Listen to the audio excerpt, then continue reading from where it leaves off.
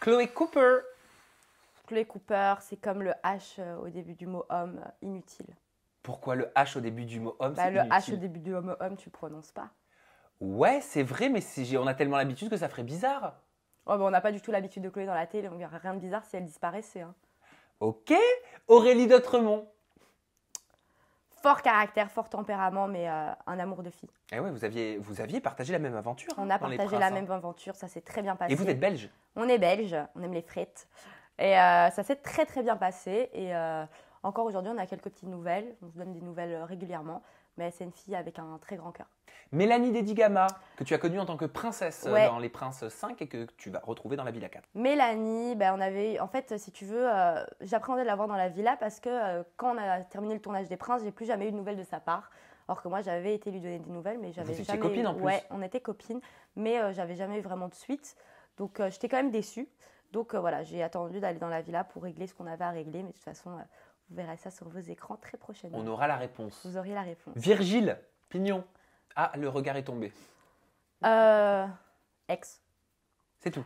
Euh, Même pas amis aujourd'hui. non, ce serait hypocrite de dire qu'on est amis, on s'appelle pas, on se donne pas de nouvelles. Donc La faute à qui?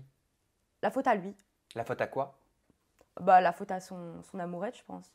La faute à ce que Virgile, comme je te l'ai déjà dit, hein, c'est pas un homme. Donc, à mon avis, Chloé veut pas qu'il me parle, donc il me parle pas. Mais moi, je ne cours jamais après les gens. Et à partir du moment où tu as pris la décision de ne plus parler, ça sert à rien de revenir après.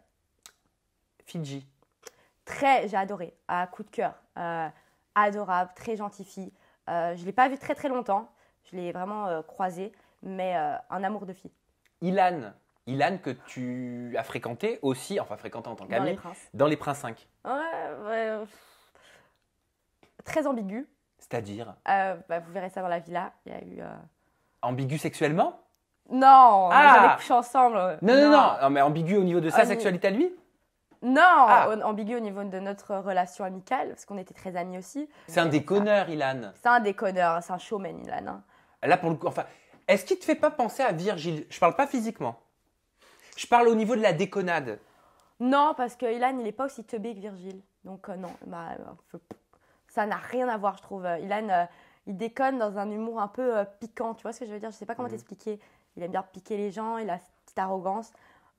Virgile, oui, il va faire rigoler en s'écrasant un œuf tout seul sur la tête ou des trucs comme ça, mais c'est un clown, Virgile.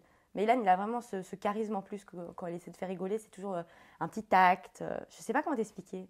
Et enfin, Loana. Coup de cœur dans la villa. Coup de cœur, elle et Jennifer, ça a été mes deux grands coups de cœur dans la villa. Loana, ça a été une maman. Je me confiais tout le temps à elle. Elle savait toute ma vie. Elle sait encore toute ma vie aujourd'hui. On est régulièrement au téléphone ensemble. Bah ouais, on l'a vu sur les photos sur vos réseaux sociaux respectifs. Ouais. Mais alors, ce qui est étonnant, c'est que pour le coup, vous avez 2 générations d'écart. Hein. Qui aurait cru que vous seriez devenues meilleures copines, meilleures amies? Jamais. Mais on n'est pas meilleures amies. On est vraiment dans le truc où quand, par exemple, je faisais une connerie dans la villa, elle venait, elle me rouspétait. Pareil, moi, je l'aidais beaucoup dans ses coachings. On était comme ça, quoi. C'était ma maman. Mais attends, t'avais quoi? T'avais 2 ans, 3 ans quand elle était dans le loft?